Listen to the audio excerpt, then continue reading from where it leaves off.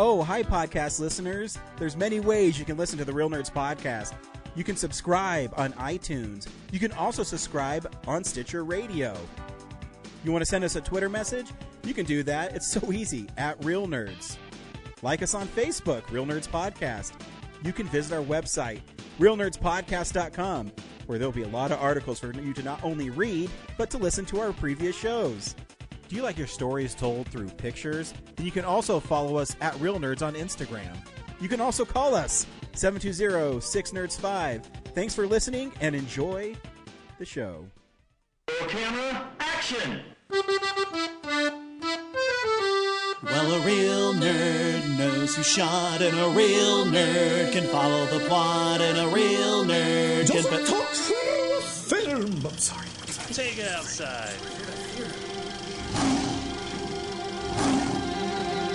Well, a real nerd knows who shot, and a real nerd can follow the plot, and a real nerd will give it all they got. Lights, camera, action! Real nerds. Welcome to Real Nerds Podcast, unofficially the official podcast of Denver FanExpo 2022 and beyond, which is going to be happening soon because it is 4:34 on Sunday. This closes in 26 minutes. We did it. We made it to the end. Whew, what do we get? Yeah, I hate selfies. But yeah, sure. Thanks, Zach. Thanks to everybody who came out. Thanks to... we had Morgan from Morgan. They Call Me Uncle, a YouTube show where he explains pop culture of the past to his nephew and his friends. Nice. There was a jazz singer. Yes, Anastasia, David Boop, the Predator anthology book, because I like The Predator. But every week on Real Nerds Podcast, we see a new movie and we podcast our experience to the world. This week is a film that's been really long in the making. In fact, it's been so long in the making, I saw a preview of this film 9 years ago at Telluride Horror Show. It's a film by Academy Award-winning special effects guru Phil Tippett called Mad God. And I know you shared... Brad, I'm going to drop a bombshell on you right now. Oh, I know you shared this careful. Separately a couple weeks ago when you had the privilege to see it earlier. But for those who missed it, I'm going to put our interview with Phil Tippett from Telluride Horror Show 2013 into this very episode, so you can hear a process that we heard about 9 years ago finally come to fruition in 2022. Mm-hmm. So here is the great Phil Tippett talking about the film Mad God. Welcome to Real Nerds Podcast at Telluride Horror 2013. I am Ryan, James, and Brad, and we have the honor with sitting with visual effects awesome dude Phil Tippett. Thanks for coming on our show, sir. Our pleasure. So you're at Telluride this year, kind of have a passion project here. It's called Mad God that I just got out of, and it's amazing. Do you mind telling everybody what Mad God is about and how it came around? Well, Mad God kind of defies description, and I'm not, I look at it a little bit more like instead of explanatory filmmaking that makes sense of itself, and creating a narrative that's maybe a little bit more like certain forms of writing, where the audience members themselves complete the thing. A lot of the ideas in it are kind of stolen from dreams, and the imagery is, it's not futuristic. It's very iconic. All of the objects and things are like very understandable in terms of our everyday experience, but they're put together in a way that is kind of broken and reconfigured. A little bit like surrealistic. I wouldn't call it surrealistic, but it's using more of like an unconscious frame of reference to build things with. It comes across a lot like storytelling through world building, which I think is what is so engrossing about it, is that it drops you into this place, and because there's they don't tell you anything, or you don't tell us anything, I should say. That you're soaking in everything as much as you can, because you're trying to figure out exactly what, and then like you said in your Q&A afterwards, then you move on so quickly that it just keeps us running to keep up. It's fascinating, and it's just absolutely Yeah, gorgeous. I was kind of thinking, that the final form of the thing is the memory of it after you watch it. How that's what the experience really is. It's not the film. The film is just the way to get there. And is that because you got the idea from a dream? Because you said that as well. So when you dream, you think about your dream prior, and then it's an interpretation of what you previously thought you were dreaming of? Yeah, I mean, none of the Mad God imagery has come from a dream. It's just influenced by that kind of experience. I was just looking for another way of developing a narrative. In a lot of ways, like breaking a lot of the rules that I have in my day job, where in conventional theatrical cinema, there are like so many rules about continuity and editing and how long you can let something play, and they're arbitrary rules. They're just a convention that's part of the nomenclature of the film language of the day, and there's a lot of other stuff that you can do with it. And so I chose a path that I just hadn't seen anybody else on because I was kind of curious about it. And you said that you were archiving the footage and that your fellow employees kind of egged you on to do it. Did you lose all interest of it originally and they're the ones who pushed you? Or did you always have it in your back burner that you were going to do it? No, I totally thought it was dead. I thought that after I had initially shot, maybe 5 or 6 minutes, 20 years ago on 35 millimeter film, a number of contingent events, entered into my life that took all my effort. Like I was saying, like raising kids and making the transition from photographic to digital imagery, it took a tremendous amount of effort. And it just so happened that I was archiving the material, and these guys stepped in and said, hey, we'll donate our time and help if you want to. I mean, their interest was more in a project that was about making things, and using saws and hammers and glue and stuff like that to, build pictures with. So you had to learn digital, correct? Or did you already have kind of know how to do it from your years as a special effects artist? I am probably the stupidest person in my studio in regard to digital technology. I mean, I have no interest in it. It's too complicated, and there are too many things. And I don't personally like the way it looks, but there are a lot better people than me that do that stuff and can make stuff look better. And so, I mean, just in the genesis of my career, at a certain point, it just was happening about the time the digital took over. I kind of been kicked upstairs, so I didn't do any hands-on work anyway. It was more, working with production teams, getting productions in place, going out and shooting, making sure all the material was shot right, and then coming back and putting things in place for the crews to put it together. So how was the learning crew then for the guys who didn't know how to do the physical things with saws and hammers and stop motion? Did they get it really fast, or was it a long process where you became a teacher? Well, most of the people that I took, I made a few mistakes early on because I would go give talks and people would want to volunteer. And so initially I was pretty open about who could come and do things. The thing is, you have to find people that are already at a certain skill level. Otherwise, it's just, I have a lot of heavy lifting work that I need. I need like a lot of the same thing built. But you got to be really careful doing that. Bringing people that don't, at a certain point I had to like back off from keeping the invitation open to people that had never worked with tools before, because it was like giving razor blades to 4-year-olds. and I thought better of it. So everybody that's come on has a certain skill set and ability, that I'm pretty aware of before they engage. One of the things I was really fascinated by in your presentation was you said that when the guys on your team saw what you'd done, they were really excited about, like you just said, getting to work on that stuff. What do you think it is about models and all that sort of practical effects that tend to be like a passion project for people? And I think it's true even on the audience's side, where like a couple years ago, Duncan Jones's Moon got a lot of praise because all the shots on the moon were all practical model effects. Is there something about those visual effects being tactile, that people just feel like they understand what a labor of love it is more than they do. CG animators are passionate and really talented too, but is there something where we can connect with it easier?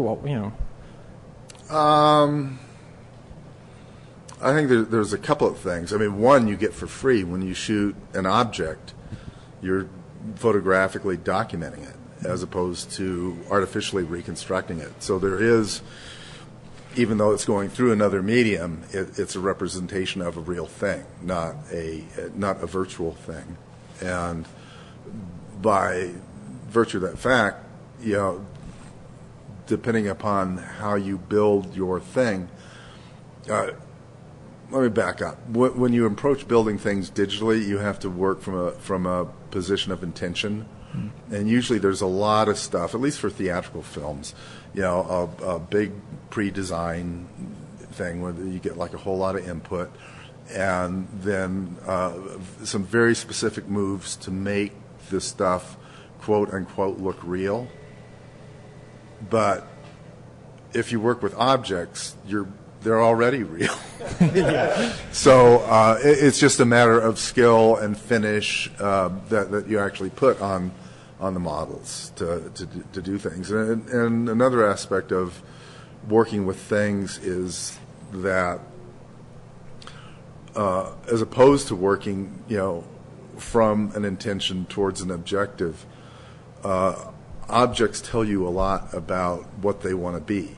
So there's a different kind of a dialogue in terms of making things. That literally is a dialogue between the thing that you're making and the process that you're using. And a lot of things can change. I mean, most of the great ideas you get that come from accidents, and accidents you kind of have to blunder into. And it's hard to fail into an accident when you're doing CG Digitally, yeah. And I mean, in your film Mad God, I mean, it's really, feels like you can touch it, and it's so open for interpretation. I kept on trying to put together what the Mad God meant, and when he was descending into the pit or whatever it was, I saw that huge statue. I kept on waiting for it to come out and get him, and then it's just building and building to something else. And you said in your presentation you want people to think back to what they had, and you mentioned the character's name was the assassin, but it looked like he was rescuing the monster when he opened the door and it looked at him. Is it all open for interpretation, or is there an ending in sight, or how's it going? it was constructed to work, more like dreams work, and keep it very open to interpretation. I gave a talk to some film students up in Boulder earlier in the year, and we did a screening and had a pretty big audience. And some of the people in the audience actually got irate that they asked me what it meant. And I turned it around and said, "What does it mean to you?" And they thought I was messing with them. And they had some specific ideas. And the way I tried to explain it was that I kind of I have a 3D or a sculptural mind, and I think in 3D in terms of things, but then I also think on a conceptual level mentally, which are two totally different animals. And I looked at the object of Mad God as kind of like being a receptacle or a vase or something like that people could put interpretations into and come out of it. A lot, writers do it all the time. I mean, the person that writes the book is the reader, and puts it together. So it's more using those kind of ideas or conventions. Sorry, I didn't I was waiting for him. He's like, I thought he was going to ask something really profound, but then nothing came out. So, do you mind if we go back and talk about how you got into film and what piqued your interest originally in film? I was just a kid that liked, movies, in the 50s and 60s and 70s and 80s. And, was a big fan of, Ray Harryhausen's movies and all of that stuff. And just kind of did it and got to a certain level of proficiency and was able to meet a number of people that mentored me that helped me on my way, and it just one thing led to the next. The other thing was nobody was doing this kind of stuff. So if you had a certain level of proficiency and people wanted a robot or a dinosaur or whatnot, there weren't that many places to go to, so it was easy to get hired. Yeah, it's fascinating. It's one of the stories you hear a lot about Star Wars is that when all those, there was so much weight left on the effect shots, and at the time it seems like nobody really knew what that was going to look like or how it was going to work or how to do it, and yet you guys ended up like coming out with some of the most amazing stuff, stuff that was inspiring to generations of kids. Well, the funny thing about that is, all of that stuff was based on approaches that had been, figured out in the 20s and 30s, right. Pretty much. And we were all like students of that kind of work, and the studios had forgotten about it. They had disbanded all their visual effects departments, and slowly over the years, as the studios have gone from these places that were owned by the Jack Warners or the Mayors, or and have become more corporatized. The studios have forgotten how to make movies. There's a changeover on the business side, and history is forgotten. So when a Lucas and a Spielberg come back and go like, hey, there was a component of all these things that were really successful that we can come back and put a new coat of paint on. I mean, there were certain technological developments. I mean, I think that's the way to look at it, that nothing pretty much anywhere, and certainly in cinema, changes really until the technology changes, and then people, put sound in the movies and color on the movies, and 3D on their movies, and on the Star Wars movies, the motion control technology was the single most important kind of a thing to start to get what was previously kind of chattery, jittery looking stuff for B movies to integrate more into live action for what were now becoming the A movies that had like $10 and $20 million budgets, as opposed to the $2 or $3 million budgets the lower budget Ray Harryhausen movies had. Did you know at the time when you were working on Star Wars that it would be the phenomenon it became? Did you feel a special thing? No, the way that we looked at it when we got hired onto it, we got hired to do a number of inserts to replace material that was shot in England for the Cantina, and that's where George realized that we were doing stop motion as well. It all kind of just flowed together magically, somehow. We just didn't. It was as though no one had to try to do anything.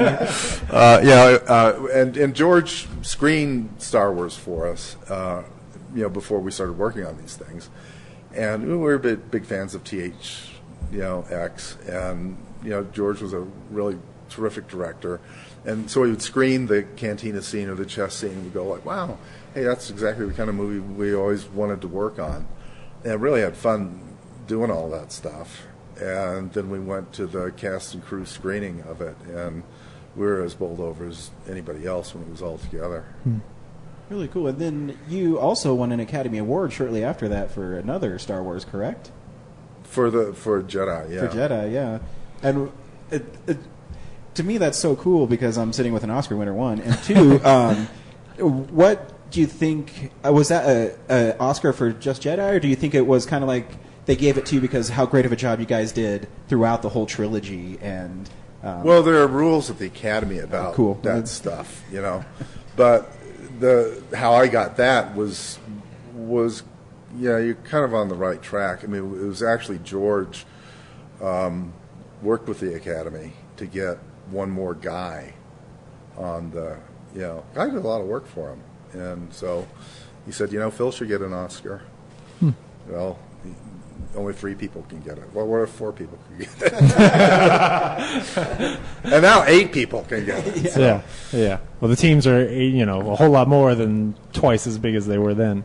So that's funny. You also worked on the Temple of Doom, which is kind of the darker Indiana Jones, but it's actually my favorite Indiana Jones movie. And what scenes did you work on there, and what were the challenges of working with Indiana? I just kind of came in as to help Dennis Mirren out, who was supervising the show.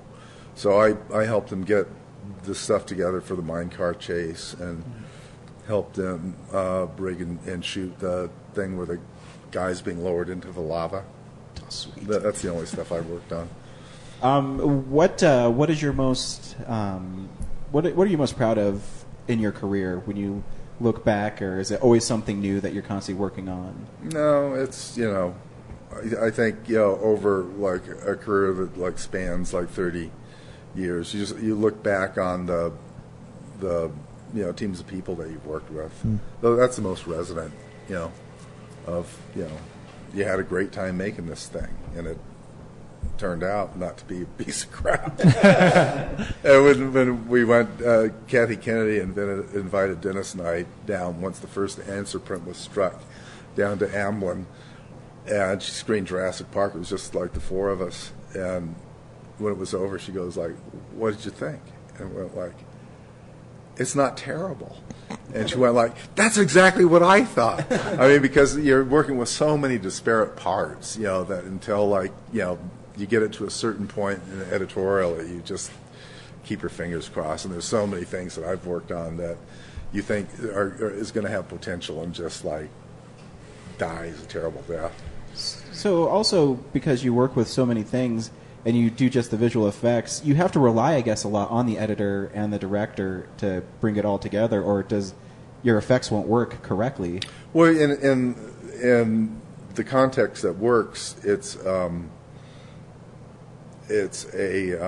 partnership. Everybody has their job, and the best directors are the most inclusive ones, and editors. I mean, everything, all costumers, if everybody, sometimes you get on bad crews where everybody's like territorial and wants to try and, be in charge and have control issues. But generally, if you have like a strong director that's very inclusive, you're invited in to play. What would be good? What would be fun? Hey, what if we did this? Oh, that's a good idea. We should do that. Does that make working on something like Mad God feel daunting, or does it make it feel freeing that you never Mad God's have... a totally different animal, because it's not driven by a schedule or a lot of money. So that it takes it out of that sphere. I mean, it gets very stressful working on some of the other things because there's always a release date and a finite amount of money, and there's always never enough money. Do you ever have to compromise a vision because of a release date then on something they want to do, or are you able to get what you want out of it? Yeah. Well,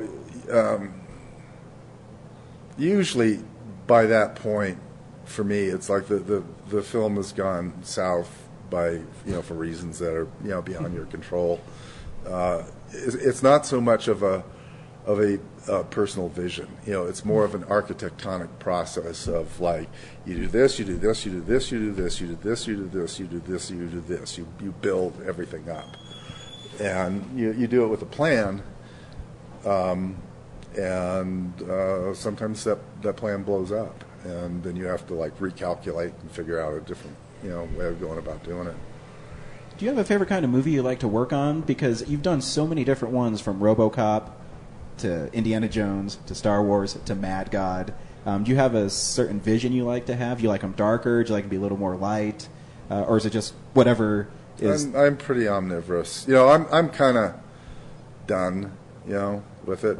I don't like working on movies anymore that much. Boring. Really? So, well, they've in the olden days when I worked with this guy, it was the way I look at it is or look back at it is there was all that stuff that led up to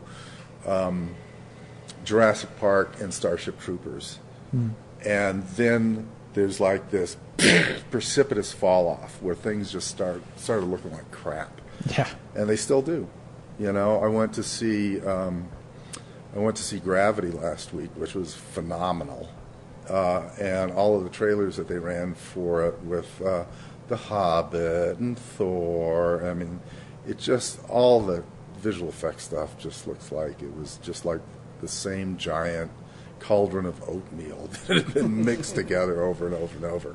It's corporatized process, homogenized, franchise bullshit for the masses, and it's tedious. Well, I think it feels like, as an audience member, it feels like people have sort of forgotten that, they think that CG can just do everything, and what we end up getting the sense of is that, like, when everything is CG, we know none of it is real. And what's really great about your Starship Troopers and your Dragon Hearts and things like that is that even when they started introducing CG, and Jurassic Park is this way too, the close-ups, the places where we really needed detail, where we really needed things to be tactile, were all still practical. Jurassic Park doesn't work because the CG is like, oh man, it was so impressive. It works because Steven Spielberg knew, like, okay, when the T-Rex gets close, I want it to have that eyeball that moves the way that E.T.'s eye moves. Well, and Steven was a child that grew up loving that stuff. Yeah. And so he knew, same thing with Paul. They were students of film, and they genuinely loved all of that stuff. And the fish stinks from the head on down, as they say, and that makes, everybody else's work, up to a certain level. But when, these days the studio arbitrarily hires the 24-year-old Argentinian video, guy, so they can beat him up, that's a fucked up process. Yeah, I mean, I agree too, because something like World War Z, where they have CGI zombies running around, I think is the most ridiculous thing I've ever seen. Where something like Mad God, where when I see him descending and those walls, I feel like I can touch him, I think has a more profound effect on me than CGI like puppets flying around the screen. I didn't hate World War Z. Oh, I didn't. No, I didn't either. I don't think the movie's bad. I just think that those parts make it bad. Yeah. Like they're unnecessary. Well, who is it? It was Siskel or Ebert said something like at some point in time, like stop motion, computer graphics looks real but feels fake, and stop motion miniature looks fake but feels real. Yeah, that kind of. I was just gonna say, because like all that stuff in World War Z is really impressive, and you look at it and you go, oh yeah. As much as it may look real, visually, I don't take anything home with me. Whereas when something is like something like Mad God, where I kind of want to just go back and pause it every now and then, just stare at the corners of the screen and see what I'm missing. Like that's the stuff that you carry. Well, with you. the times were different, so the teams that you worked with were much smaller. So if we were reviewing shots, it would be like on Troopers, it would be John and Mark Goldblatt and the editor and Paul and me. It'd be like four guys in a room going like, here's what we should do. And now it's not like that. It gets like run up the food chain. There's so many people that help you make your movie. And generally the first thing that they say is, we want it to be real, which is my indication of, meeting with somebody that doesn't have an education at all. Because I don't know if anybody bothered telling anybody before, but movies are pretend. And it's not about making things look real. It's making things look, viscerally dynamic and really making them look good. And, so I mean, that's always... And then the studios got into this thing, where...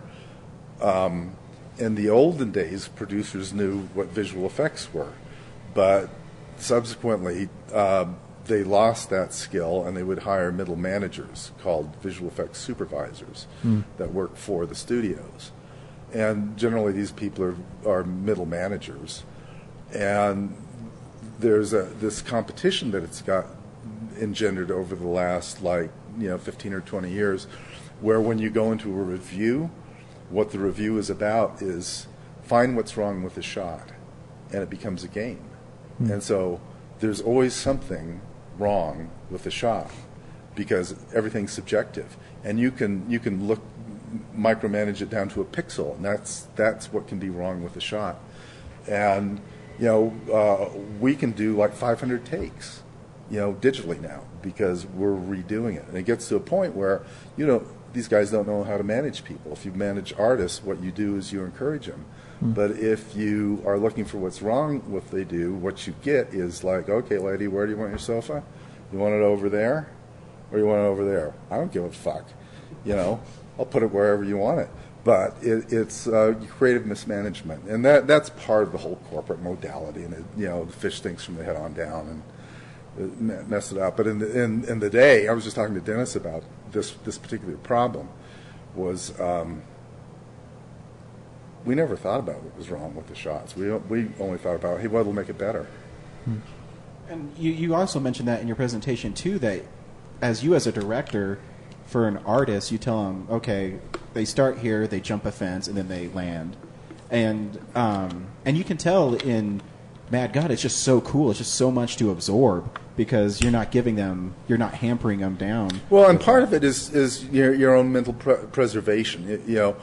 You're an idiot if you have control issues and you have to micromanage everything. It's just, that just means you're psychotic on a certain level. But if you can still embrace that childlike thing, what you're looking for, you're just looking to be amazed. And the job of directing a lot of times is just giving people guidelines and then wanting to be amazed by what they do and like just see it and go like, that is really cool. I would have never thought to do that in a million years. How'd you like working with Paul Verhoeven? I really liked it a lot. No, cool. We got along really well. No, very cool. We had the Vulcan mind meld thing going, and we'd be working on something, and we would like be drawing. Yeah, okay. Well, the camera's over here, and the thing's over here, and this is over here, and this, and then okay, fine. We know what we're doing. Yeah, we throw like the page down, and like the first AD would come up and go like, "You guys are fucking with us, right?" It's just like a bunch of scribbles. But we know what we're doing. So then I'll follow that up. So what's it like then working with Steven Spielberg? Is he seems like this is probably just a fanboy of me, but when I watch him, I'm like, he's like my uncle, and he tells me about how they made movies and stuff.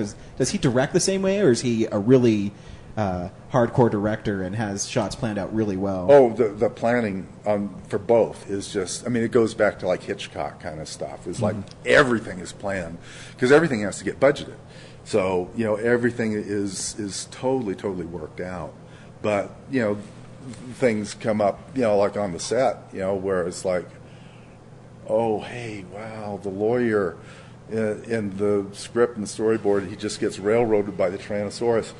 What if we tilted the camera up and you got to see the Tyrannosaurus eat the guy? And Steve will go like, yeah, let's shoot that. And Kathy will go like, we're not budgeted for that. And it's like, well, we can shoot it. and then it ends up in the movie. So. Oh, man. Oh, that's fun. So what's it like working with George Lucas? It was great working with George. All of those guys were, kind of my directorial ideals. They were the ones, I didn't know anything about working in movies. And so they were kind of chronologically the first people that I met that were, very astute, well-studied filmmakers. And, a lot of it, when things work, you do have this kind of, telepathy.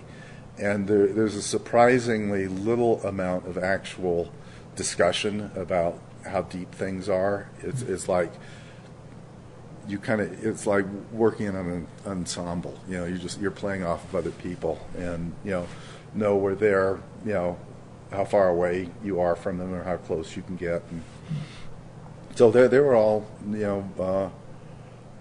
very good memories. Very cool. And you also directed a few films. Is it easy to go from visual effects to directing? Because directing obviously is such a visual medium as well and a profession. Or did you have to rethink how you did things as well? I didn't. I never really imagined myself as a director. I had this other fantasy of being a filmmaker that wasn't necessarily a director. But I tried to get a bunch of things going, and I think John made me direct something because I think he was tired of listening to me bellyache about directors. And it was a really great experience. I had a lot of fun doing it, and nothing ever really came of it. But it's a really tough racket to be in. And there's up at my local market, there was a kid that was going to film school, and he asked me what he thought he should major in. I'm like, you don't know? I mean, what? You should know that, the answer to that question. I can't tell you. And he said, well, I was interested, I was thinking maybe about directing. Can you give me advice about directing? And I'm like, hell yeah, I can give you advice about directing. It's like, here's what you do. You stay working in this store for another 3 or 4 years. You buy yourself 3 really nice suits, and you move to either Sacramento or Washington, D.C. You get your job as like, what do they call them, an intern or a Monica Lewinsky type of a thing. Yeah. And you work in that milieu for 3 years. During that 3 years, you can only eat cat food. That's all you can eat is cat food. But if you make it to the end of that first 3-year period, you have to start lacing into the cat food human feces until at the end of that 3rd-year period, if you're able to eat an entire human turd, then you could be a director in Hollywood. And I tell that to all my director friends, and they go, fucking hey, Bubba.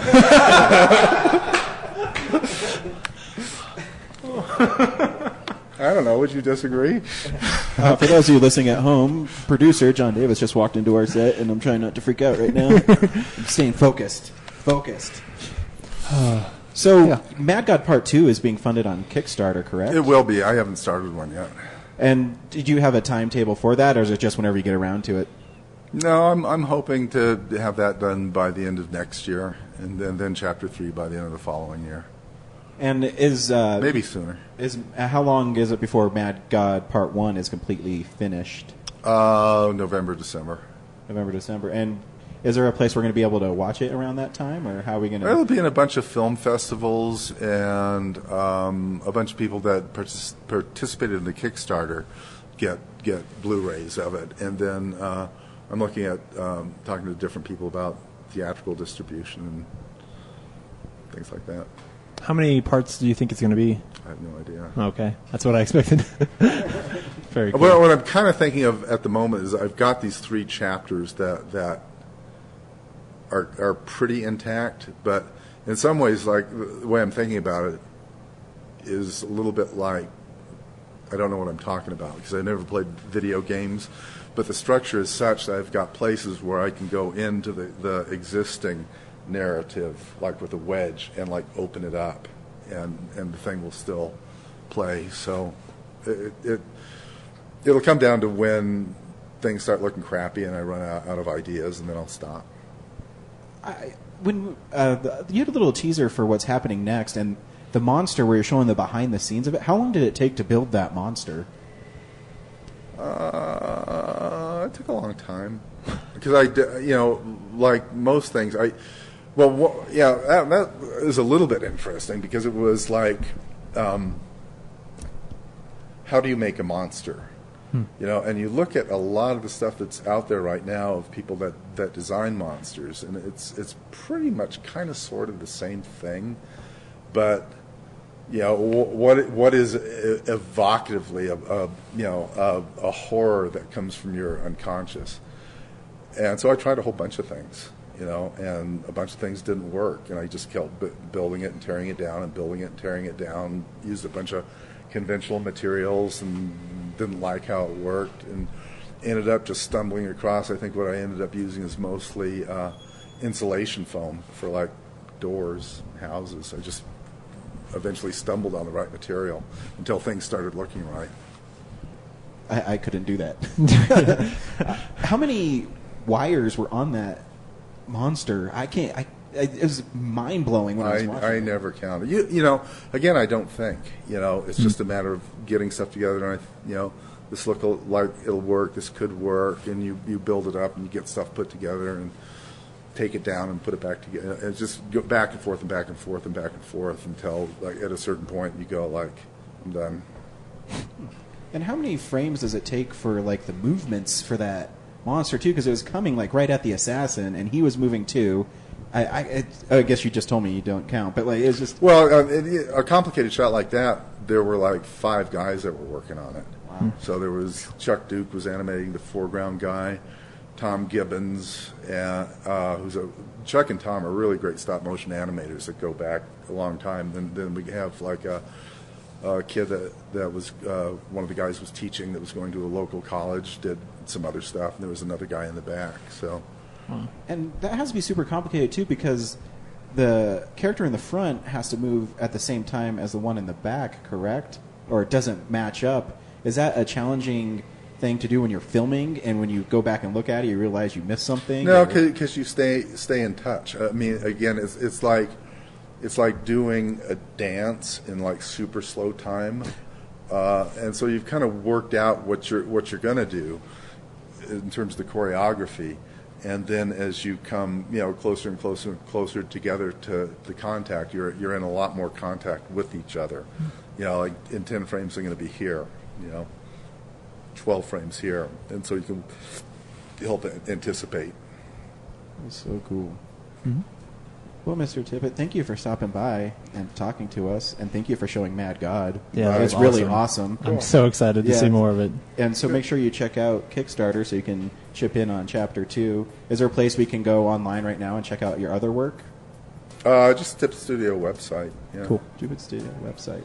Cool. Thank you so much Okay. for taking that was time. great. We really Thank you. appreciate it. My pleasure. Man, I was such a young pup back then. Your voice was so much higher back then. I know. I said, "Oh, Mr. Tippett, oh, would you Sound like what's his name from the Apple Dumpling Gang? Don Knotts. Well, you see, back in my day, the ghost would chase you. I don't know where that. I don't know what that even comes from. But yeah, Probably Mr. Chicken. yeah, that's what I think I was thinking of. Yeah. But thank you, Mr. Tipper, for sitting down with us. I always remember that because I love the setup. Remember they used to set us up in like the parlor there, and people would come down and talk to us, and that's how we met the guys who made the film The Battery. Telluride Horror Show is really fun. If you have the opportunity to go, you should definitely go. It's beautiful up there. See a lot of cool films. But now we're going to get into the actual film that's now 9 years later. Oh my god. Brad, do you recommend Mad God? Only if you're into high art. It's not a narrative that you sit down and you follow the plot from beginning to end. It's really just like a solid art piece. I recommend it, but it's definitely an acquired taste because it's not a plot that you follow. It's just it's like a mood you sit in. True. Zach? Oh yeah, I do. It's nice to watch a piece of pure cinema kind of unfold where there's no dialogue. You're running off of purely a visual spectrum, and to watch stop motion animation by one of its masters is quite a treat. So, I mean, if you got Shudder, you can watch it instantly. So, I'm always afraid when people come on our show and they spend time with us, and then I have to review the movie and be a critic. And it's okay. Visually, it's very cool, but that's about all it did for me. And I think there's too much shitting in mouth. But here's the trailer for Mad God.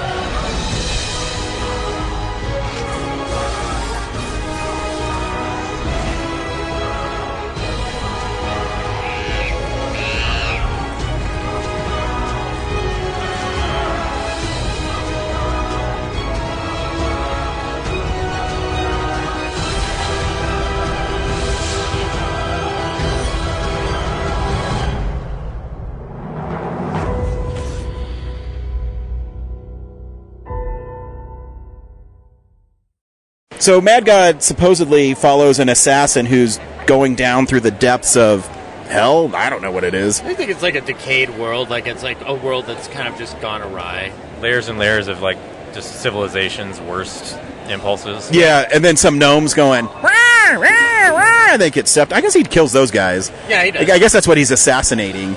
But I mean, it looks cool. He kind of reminded me of the slasher from My Bloody Valentine, and because he even had that. It almost feels like you're trying to do like a Journey to the Center of the Earth type of Yeah. vibe, mixed in with this. It feels like there's a societal commentary, but it's like it's vague in the same way that Metropolis can be vague. You know? Yeah, I guess I agree. I mean, I would tell people to go see it. One, because as far as art-wise, it's beautiful. Yeah, that's the thing. Like, you will want to look at this movie, Yeah. whether or not you want to rewatch it, I guess. Yeah, that's a pure taste thing. So I guess I would recommend it if you want to see artists at the top of their game, kind of having free reign to do whatever the hell they want. Yeah. I mean, the loose plot, too. What I picked up is this mad god doctor guy is creating these dudes to go in there and Yeah, it just right the world, I guess. I don't know. Right the world, but they seemingly the ending suggests that they always kind of fail. Or Yeah, something like that.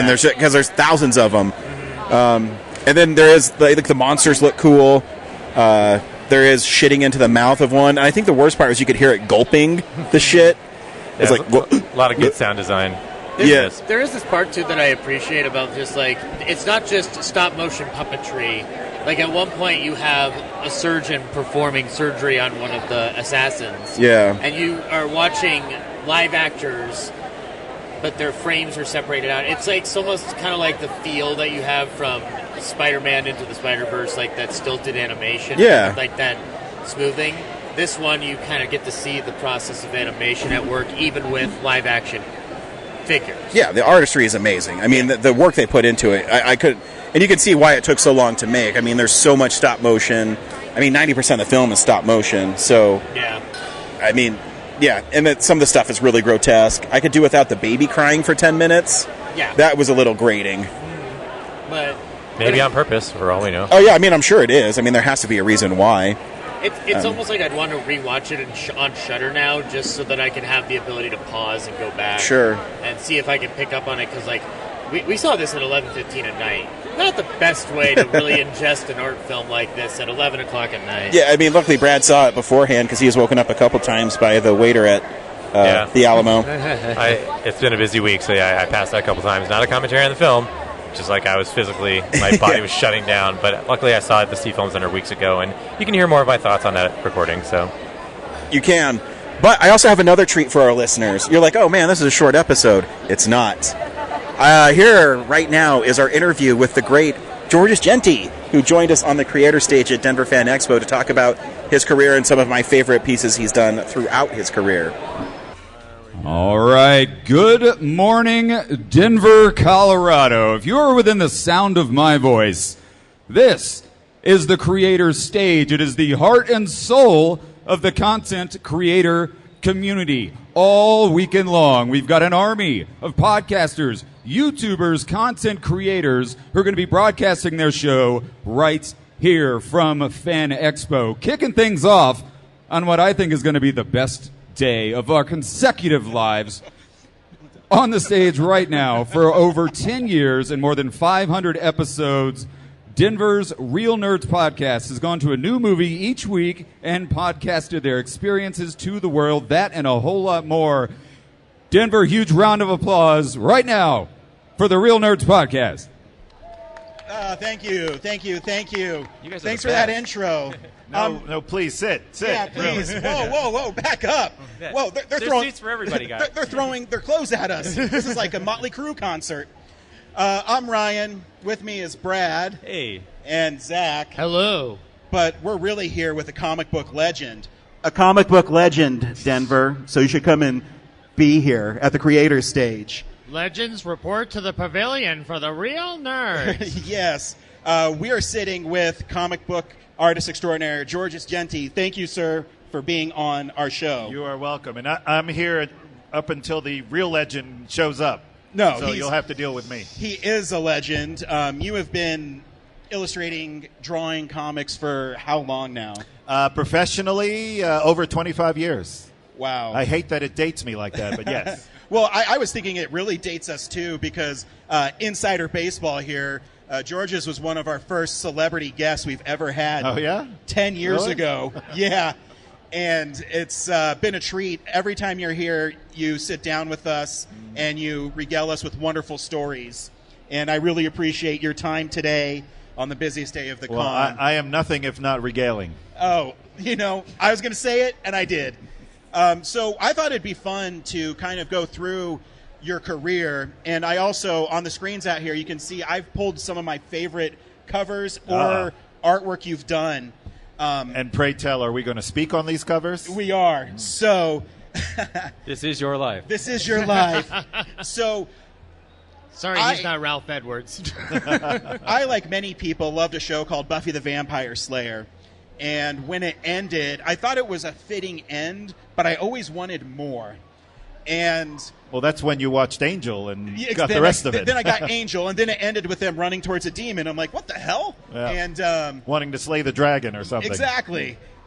But lo and behold, a few years later, my local comic shop had Buffy the Vampire Slayer Season 8 coming out in comic book form.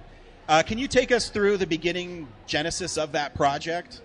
Sure, very quickly, because it really was a longer process than it should have been. But essentially, Joss Whedon, who, of course, is a big comic book fan, a couple of years, Buffy went off the air in 2007, and a couple of years after that, 2007. Was it? Three. No, 2003. Three. Yeah. Oh, I did it in 2007. Yes. See, it's been so long, I don't even remember. So it goes off the air, and a few years later, Joss really has that pang for wanting to do more Buffy. And he felt, well, it's never going to be another TV show, but it could conceivably be a comic book.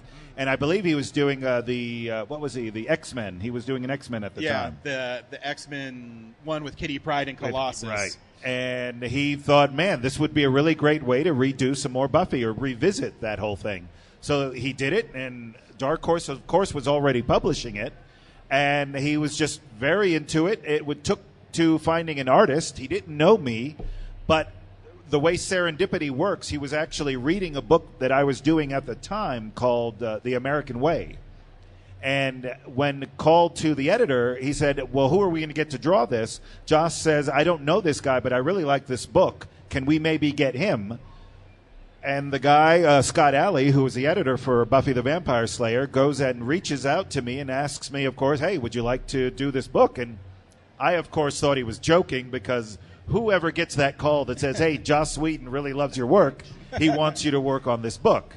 And after a few go-arounds of me not believing Scott, I charged him to say, well, if it's real, then have Joss get in touch with me.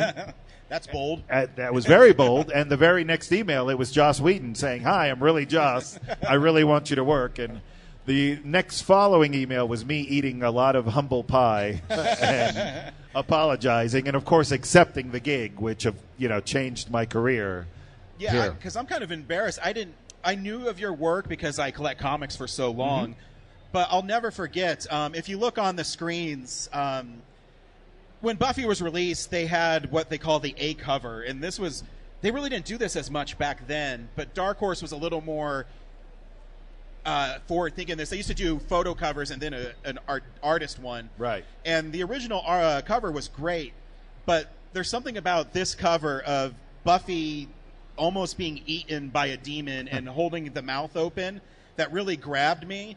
And well, yeah, right off the bat, Joss wanted to show something that he could never have done on the TV show.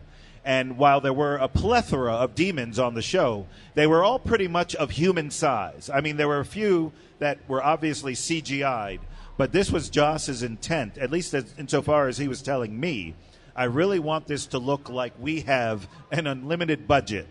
So make these monsters big, make them menacing, make them threatening, and that's pretty much what I came up with.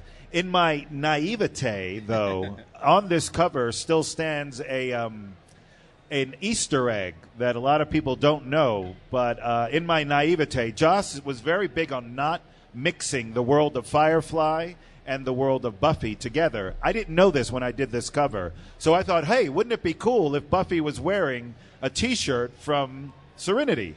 And I don't know how it got past Joss, because when we talked about it later, he was like, yeah, had I seen that, that would have never flown. But to this day, that was the one mashup that I've ever done that had to do with Firefly, a book which I later did as well, and Buffy the Vampire Slayer. So yeah, when I saw this on the shelf, I immediately went to my comic store and I changed my poll from the A cover to all of your covers, because you can tell just by your art how much he's struggling to fight, and it just looks badass. Right, and no disregard to the A covers; those were great covers. They're great too.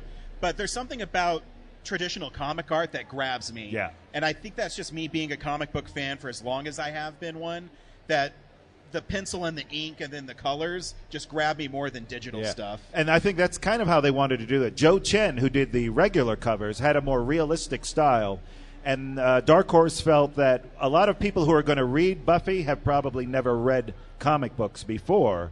So they wanted to say, why don't we appease them by having a more realistic cover, and then more a classic cover for the people who actually collect comic books. So that's me. The next one is an issue you actually did not draw the interiors for. No, yeah. But I actually think is one of the best single issues I've ever read. It is, yeah. It's called The Chain. However, your cover is a little spoiler-ish if you read it, but what it conveys is awesome. Yeah, there's a great backstory to that. I mean, I was doing this with Montgomery Flags, I Want You, the service propaganda poster of many, many years ago. And in it, Joss okayed it, and we'd said, hey, yeah, let's put the other girl in front, and we're going to go with the quote, I want you, because that's what's in the actual poster from Flag. And I was like, Joss, maybe there's something more, because as it stands, she's not being enlisted into the military. So what do you think? Should we say something else, or should we do something else? And he said, give me a minute. And he goes away, and I get an email maybe 2 hours later, and he's like, all right, this is what we're going to do. We're going to keep the I want you, but below that, put I want you to be strong. And that just solidified anybody who knows anything about Slayers. That's really one of their codes of ethics, is to be strong. And that just, to me, I said, this is why you are who you are, because I would have never come up with that, and I don't know anybody who else would have come up with something like that. And that just is a testament to his genius, I thought. Because the story is, and I mean, I guess it's been out for 15 years. I can spoil it a little bit. It's they have a bunch of Slayers. At the end of Buffy, she gave all potential Slayers the Slayer power. And in this, you're following someone who you believe is Buffy, and at the end, she dies. Yeah. And so it takes this really dark turn, and about the sacrifice that they make, and that just emphasizes, I want you to be strong. Because who in a very funny way, in an Angel episode called Girl Interrupted, there are various Buffys that are roaming around the world, and it is made mention of this girl. Of course, this is years before this book comes out, but she is made mention of many, many years before, and this is just sort of a coming to fruition thing that if you've been around for many, many years, you got that sort of ending for her.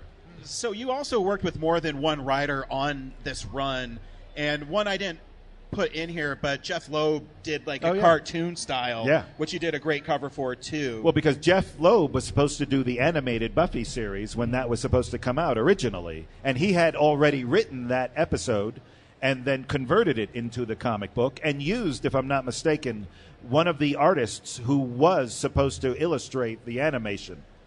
Very cool. And if anybody out there is walking by and is like, I have a question for Georges, please just stop, raise your hand, and yell at us. All right. Could you not talk so loud? Yeah, Thank you.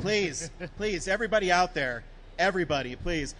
This next one I really love because, in a way, it's you homaging and also taking from, it's Liechtenstein, right? Yeah, Liechtenstein. Yeah, he's German. Who took previously produced comic book art and made it pop art. Right. So I call it Lichtenstolen. And so I like that you kind of reclaimed it on this. Right. Yeah, I'm in my career, and I collect comics also, and I always loved it when somebody did some sort of a homage cover. It didn't necessarily have to be of another artist or whatever, but when it was like a movie homage or something like that, I always thought, wow, that's really clever. And I was beside myself, and I was very happy that Joss was okay with it, but I was beside myself to put it up or make it happen anytime I could or where I thought it was appropriate. And in this case, we could argue that maybe I did it a little too much in the run of season 8, but I look back fondly on those covers, and I haven't had one complaint. Anybody who recognizes what the cover is has never really complained, oh my God, you did too many of them.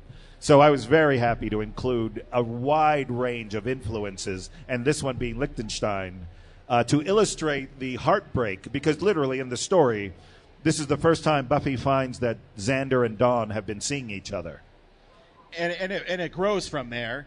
But I think it's what's really cool about the covers that you pay homage to is you recognize it immediately. Yeah. You know, yeah. I obviously I didn't include them all in here, but I also, you have a Hobgoblin one. Yes. And you have an X-Men one. Actually, you have two. Yeah. You have the one where she's walking away with just Cyclops. Yes, Cyclops leaving the X-Men. Yeah. And also, I want to point to the lettering and the font on here. So were you aware of where they were going to put that in when you laid this out? Well, that was another big thing for me. I'm a completist. When I look at a cover, I like to see the whole thing. And honestly, I loved it when they would do the word balloons on the actual page. So most of those logos I actually did by hand. Did you really? Yeah. Yeah. See? I did the Nick Fury one by hand, sweet. and a bunch of them. Yeah. See, after 10 years, I still learned something new. And if you're wondering why he's a legend, because he knows this stuff, and he can. But because I mean, do you have that memory recall when you read a script and you go, you know what? I can pull this Liechtenstein cover, and I can reclaim it for comic book people. And it fits for this particular story. I mean, I'm no Mozart. I have a lot of reference books, and I just got to go through books, or I guess nowadays people go through the internet. But I do have, in my studio, I have a lot of books, and when you get the germ of an idea, it sort of points you in a direction, and you go down this rabbit hole, and usually that's where it leads me. Because you even got like the Romita-ness of it that I adore. Mm-hmm. John Romita, for all those comic book people out there. Senior, by the way. The senior, correct. Yeah. The next one, I think people will recognize immediately. Action Comics #1 is maybe the most iconic cover of all time. Probably. That Amazing Fantasy 15. But this is definitely an homage to that. Yes, and it was because it's probably the most iconic cover in comics that I felt remiss if we didn't at least attempt to put it in there at some point. And this was a good place to do it because in this storyline, Buffy actually gets her strength. She gets more strength than a Slayer is supposed to have. And to illustrate that, funny enough, Joss and I had a conversation when I first took on Buffy. I asked him, well, how strong is she? Can she lift up a building? Can she fly, bounds? And he's like, no, she's not Superman strength, but she's more Spider-Man strength. And Spider-Man could lift up a car, but he probably couldn't throw it very far. And I thought, well, given our day and age, and now that Buffy's a little bit stronger, maybe lifting up a car wouldn't be as dramatic. So I thought, well, maybe lifting up a locomotive, because now she is faster than a locomotive. I thought it was a really good idea. And those colors in her dress are intentional because we wanted to keep the red, blue, and yellow of Superman. Even to the extent of her chest, her blouse has a little V diamond in it. And is that when you work with the colorist to let them know that? Yeah, that was something I wanted to intend because I did her. She's wearing a jacket, and the jacket I wanted to superimpose as a cape. I couldn't put a cape on her, of course, because then that would look stupid. And then with the people surrounding her, I just sort of Joss Wheaton before he cut his hair off. I put him in there, and I put the editor Scott Alley, and I thought for good measure, we have to keep the race relations on good terms. I put myself in there too. So those three people have actual stakes in that book, creative-wise. And there's the Buffy in Action Comics font. And in Action Comics, yes, that one that was done by the company. I didn't do that one by hand. I mentioned it, but it just seemed obvious too to do it in that font. Heck yeah! The next one is a comic I actually stumbled across on accident because I one of my favorite things is to go to a comic store and just flip through comics. And again, you'd think I'd know all your stuff, but what I love about your work and why I picked this one is as I was flipping through Batwoman, I saw this and I immediately knew it was you. Oh yeah? Yeah. Really? Yeah. So take us through the process of designing this, because obviously Clayface is grabbing her. Yeah, this was at a point in Batwoman's career, or in the series of the book, where they were trying to pair her up in a group setting. I don't know if the sales or what was going on exactly, but they wanted her to be in a group. And I cannot for the life of me remember now what that group was supposed to be called. But it was supposed to be Clayface, her sister, whose name escapes me, and a couple of other guys, Ragman, I think. And I'm trying to see who else is in there. Well, a bunch of people, sort of the ragtag team is how they were thinking of it, of which Batwoman was going to be the leader of, the reluctant leader, because she is a paramilitary, and she very much likes working alone. And this was going to be the crux of the series, how these deviants can actually get along and work together. And that was a cover I thought was really good. I actually got to ink that cover, too, which I didn't get to do a whole lot. And I love your Batwoman run, because I think she started finding the voice for the character around then. Yeah, I centered a lot more on the woman rather than the bat in this case, because being a lesbian and a former Marine, I thought that's so much more interesting. Yes, I mean, it's nice to see her running around in costume, but that's where people are going to be hooked on. And I think that's a tribute to your work, too, because it's shown in a superhero comic here, but if you look at something like The American Way, or something you did last year, 2 years ago, The Shadow Doctor. Oh, yeah. Which is a true story, but there's no superheroes in it. But you're telling a story that is compelling about a gangster's doctor, and it's just a stunning piece of work. And I think that's why your Batwoman run stands out to me, is because you stripped her of, per se, the costume, and let's explore her as she is. Yeah, I had a lot of fun doing that. I must admit, I wasn't on it long enough to really find... I think everybody who does a book, I think anything you do that it's consecutive, it takes a while for you to find your groove, like where you get comfortable with, just like a marriage. When you just first married, you're sort of still feeling each other out. And that was me with Batwoman. I was really trying to feel out the character. And regrettably, I don't think I was on her long enough to really have gotten to know her, to do her, more of a subliminal thing. Do you think that even though you're away from the property now, do you still work on the character on your own time and find your groove within that? I still think about the character, but I don't necessarily work on it because, of course, other creators have now come and done whatever they do. So I don't like to sort of stay stuck in a certain area. Right. But I do feel if I'm leafing through a comic sometimes, whether or not they've gotten it right, in my opinion, or whether they're like, no, that's not a direction I would have gone in. You still have the ability to play that what-if game for yourself, which is nice. I do. I mean, I like the character. I've liked most every character I've done, Bishop and Gambit and all those guys. I still think of fondly and really miss doing the book. I'm very thankful to never really have been on a book that I just hated and wanted to do it for the money and just get it done and get it out. So I've been very passionate about most of the characters I've done. Well, and your Bishop run was when he started transitioning too, I think, from kind of a side character to, hey, this is a really cool mutant that we can have. Yeah, well, he really started to transition from an Arnold Schwarzenegger Terminator character into something that really became his own. Like, who is this guy? Because for so long, I don't think he even had a first name. Yep. He was just that background character that was, from the Terminator type of a thing. And, yeah, when we started to do it, unfortunately, the tale that was told was much more of a Lord of the Rings tale, and I don't think it centered too much on Bishop himself. But you could definitely see that there were pangs of his individuality coming through, and I really tried to emphasize that in the way he dressed and the way he stood and the way he just was looking. It may not have been in the script, but it was something I was conscious of as I was drawing it. You know, I agree 100% because when I think of Bishop, I used to collect comic book cards, and he was always like running and had a gun shooting and with his mouth open, with and his mean. mouth open, and you stripped him kind of that and gave him. Yeah, the only thing I regret, I have to tell you, the only thing I regret about that book that I did that I shouldn't have done was I should have given him eyeballs. I kept his eyes white because I was always, every time I saw him, he never had pupils.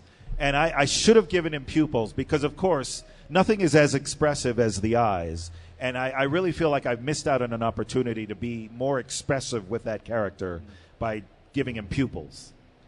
The next thing I have up is something that's not out yet. Oh. So everybody calm down. It'll be out soon, okay? Is this the way? This is the way. You are drawing the adaptation of The Mandalorian. Yes. Season 1. Yes. And I can tell right away it's what I love about your work. I have spaceships. I have likenesses of Carl Weathers, but in comic book style. Uh-huh. And then The Mandalorian looks badass in it. I think you've captured it well. Yeah, we are doing the adaptions from the Disney Plus show, and I had a very big question when they first asked me to, and I was curious if they just wanted screen captures of the episodes, because that's not really me. I thought, this is great, and I love these adaptions because as a comic book fan, I loved, the Star Wars adaptions or the Raiders of the Lost Ark adaptions or any of those the Alien adaptation, any of those really good adaptions. And I thought, if we want to make it look like a comic book, then I'm in. But if all you guys wanted were screen caps, then I would have passed on it. And they were like, no, I mean, the key scenes, let's try to keep it as accurate as possible. But essentially, yes, bring The Mandalorian into the comic book world. Don't bring the comic book into the TV episode, if that makes sense. I love hearing that. And how did you land this job? Did they see your Serenity book and go, this guy can draw spaceships? No, I have no clue. Honestly, I was doing some fill-in issues to the Star Wars High Republic for Marvel already. And I really do believe in serendipity. I hate to say it because people think you're so romantic or it's a non-answer, but it really is being in the right place at the right time, knowing when your moment is going to come. And quite frankly, I think I did a good enough job filling in on the High Republic where they were looking at the powers that be at Marvel were looking at saying, hey, we need this. We've got a schedule, but we need somebody who's not going to flake out. And lo and behold, they came to me, I assume. Not so much that I'm such a great artist, but they knew that I could actually get the job done. And something like this, though, you told me yesterday that it's 30 pages, so it's 8 pages longer. Yes, oversized. Well, Marvel Comics now are 20 pages on an average. And, yeah, so it's about 10 pages more per book on this series. So you already get more value for it. But did Serenity help you with this in understanding space and drawing ships, or are the worlds so different that it's irrelevant? No, but I see the similarities, and you're right on that level. Doing Serenity maybe consciously didn't help me, but unconsciously probably. It's a very telling thing when you have to design for space, because of course space is space. It's just a big black void. And in that, you have to get creative. And I think I did a lot of my creativity in Serenity that I did bring to Star Wars, to The Mandalorian. But funny enough, a lot of it has been on planets. So we haven't really seen a ton of the Falcon Crest in space. But when we do, when the book comes out, I do try to keep those pages very unified to let you know that this is space and this is a scene that's happening in space in a creative way.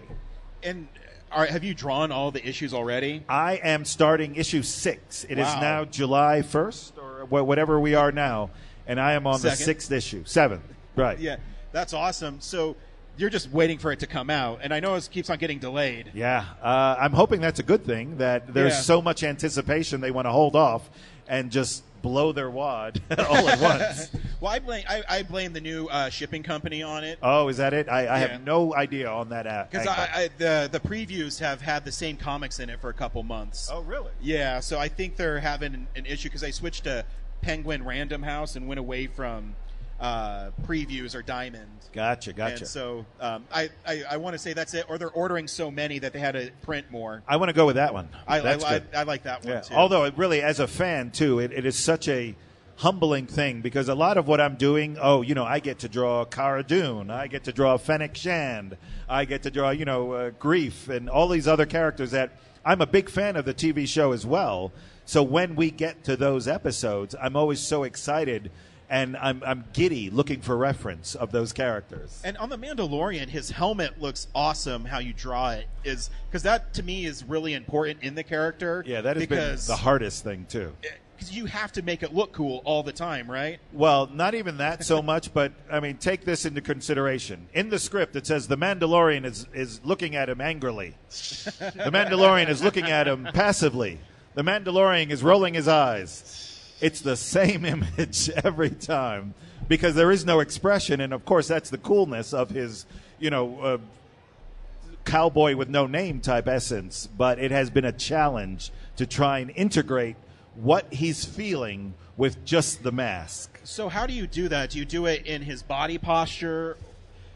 I don't know because sure. I'm not an artist because I'm not talented. Sure, I'll go with that one. I do try to use angles.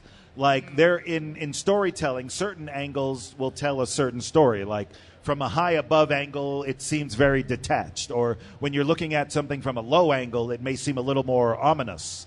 And those things I've tried to incorporate when it's appropriate. But yeah, it's been very difficult because there is no facial expression, and that's what we as human beings identify with. That's why we don't identify with animals unless they're anthropomorphic, because they're not doing anything. So in this case, I've tried very hard. But, I mean, the character speaks for himself, so. Anybody who just sat down have any questions for Comic Legend? Anyone? Anyone? Bueller? Whoa, guys, please. No, it's not about me. Don't step on each other. Yeah. There's plenty of room for everybody. One at a time. The next one I have, you mentioned it, is Star Wars High Republic. Yes. With a totally badass creature and a badass Jedi. Yes. And how did this come about? How did that come about? I was doing some work at Marvel. I think I just finished The Extinction, which was a mini-series for Marvel that I did with the sort of side X-Men that they used and put in a non-group, essentially, for a few issues. And from there, again, I don't know what angel is on my shoulder looking over me, but Marvel asked. I think the assistant editor of The Extinction was also the assistant editor on the Star Wars stuff. And he was asking, hey, we need a couple of fill-ins. Are you wanting to come over? And, of course, I mean, you can't say no to Star Wars is my thing. No. So I said, yes, of course. And I went from there, and it's like puddle jumping. You go from here to here to here, and hopefully you get to bigger puddles. That's awesome. And then the creature in the back is very intricate. Yeah, I don't know what the hell that is, to be honest with you. Since I only did fill-ins, I only have fragments of the story. Is that a hard assignment to be a fill-in artist? Yeah, because you're supposed to come in and actually keep the essence of what's already being told and continue it forward. But when you're sitting here going, I have no clue what happened. Oh, here, read the book and all that, and that's fine. But you have to rely on a lot of reference and hopefully a good editor, or editors in this case, that can steer you into the right direction because you are representing these images, and they should be able to tell you if you've got it right or wrong. Does the Marvel way still exist, where you get just an outline of a script and you have to draw it, and then they... For the most part, no, and you're right. That was the Marvel way where they just get a paragraph for a page, and you would go on from there.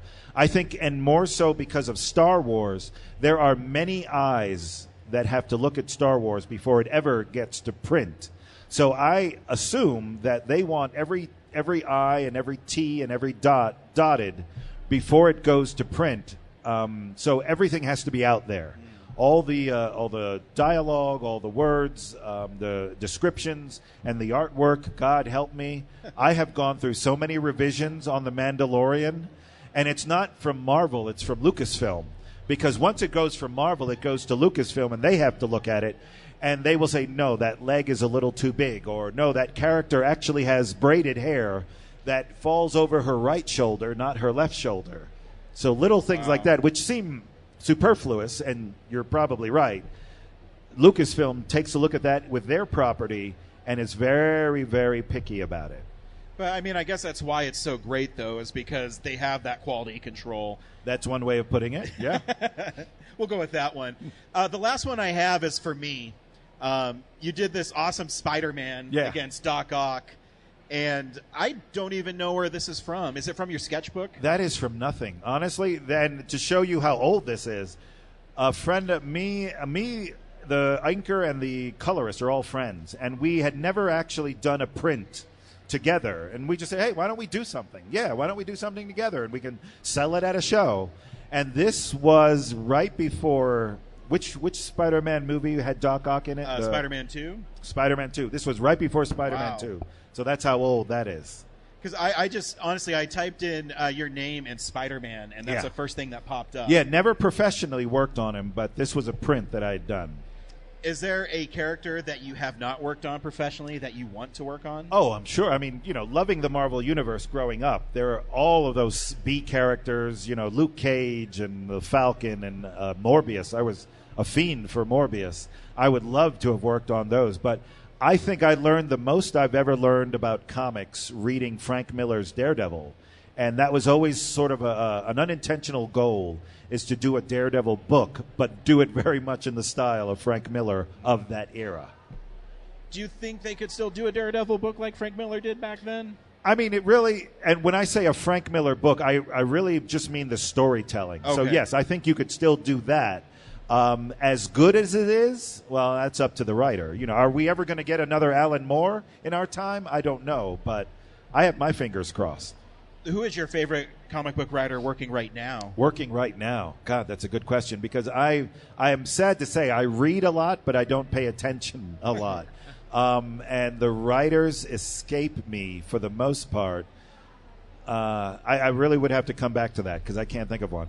Who do you find yourself rereading the most then at this point? I hate to say it. I reread the classics very much. I'll reread Watchmen, the Daredevil issues, all of that stuff. A lot of Walt Simonson's Thor run. I've never liked Thor or Asgard, and he gave me a love for it that has persisted to this day. So maybe I'm old school these days, but that's the stuff I really love. So you're working on The Mandalorian. Is that the only thing you got going on right now? The only thing, well, again, because it's so many pages and so time-consuming, it's the only thing I can do right now. I did that Shadow Doctor while I was doing The Mandalorian also, and it was, I was almost having to be admitted in the hospital. I don't even know how you did that, because, one, they're totally two different books. Yes. Because in Shadow Doctor, it takes place in the 30s. Yeah. And so you have to get that time period right, and then you have to go to a long time ago in a galaxy far, far away, but it's futuristic. How does your brain work? Because that sounds really hard. Not well, apparently, because I couldn't keep that up for sure. But it's like asking an actor, how do you play a good guy? How do you play a bad guy? Because I'm an actor. I know how to do that. As an artist, you understand what those elements are for what you're doing, and you just put them forward. Like I said, I'm very big on reference, too, so I will reference a lot of stuff when I'm doing a book, and The Mandalorian isn't any different. I'll reference a lot of the TV show and a lot of sci-fi books that I like. Stuart Immonen, who did a Star Wars story, he was one of those books I kept close. Travis Charez, who loves to do sci-fi stuff, I kept his stuff very close when doing The Mandalorian also. So, thank you for being up here. You're we really welcome. appreciate it. Tell all these people where we can find you. Yeah, I am on social media. I've got a website. It's kabalounge.com, KABALOUNGE.com. And I've got a LinkedIn tree there that takes me to all my social media and whatnot. So please come by. And I'm at Pro Booth number 21, I think, or Against the Wall. Where all the cool artists are at. Where all the cool, expensive artists are. Well, this is the coolest one here. George, thank you for being on our show. Thank you, guys. We really appreciate it. Thanks to people that were out here. We appreciate the it. one or two of you that were out here. Thank you very much. We appreciate it. And have fun at Denver FanExpo. Yay. Yay. Also, our booth is right across from the creator stage, and we have our own recording setup. So if you're just a fan of Denver FanExpo and you just want to talk about anything at all, stop by our booth and we'll record it and we'll put it on our show. Oh, you like really cool-looking microphones. Go over there and give them a look. Exactly. They're red. Not black, red. Because we're different. Huge round of applause, Denver, to the Real Nerds podcast. We are just kicking things off. Look at that. Listen to that applause. Listen to them. I hope everybody enjoyed that episode of Real Nerds. It's a little different. 2 interviews. I'm going to start putting our older interviews back in when it's relevant to what we've done, because I don't want them to get lost, because we've been doing this for 11 years, and sometimes our feed is so long that some of our great interviews get lost in the shuffle. They're never lost, only yet to be found. Yes. They're never lost as long as you remember them. Yeah, sure. obviously. Yeah, Pod, totally. the final cast here. So if Corinne sends us something or some other nerd, you'll hear it right now. If not, next week our film is Thor, Love and Thunder. So stay tuned for that. That'll be lots of fun. And we'll see you at the movies or FanExpo. Bye. Bye. Well, a real nerd knows who shot. A real nerd can follow the plot. And a real nerd will give it all they got. Lights, camera, action. Real nerds. Thanks for listening to Real Nerds Podcast, a Nebulous Visions production. Stream or download episodes, read articles at realnerdspodcast.com. Stream us on Apple or Google Podcasts, Stitcher, Spotify, or iHeartRadio. Follow us on Facebook, Real Nerds Podcast. Twitter and Instagram, at Real Nerds. Watch us on YouTube, Real Nerds Podcast.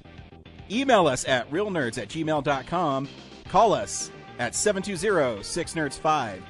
Thank you to Sparks Mandrill, Mike at Plan 9 Studios, and Bolognium for all of our groovy theme songs. And that's how you fucking do it.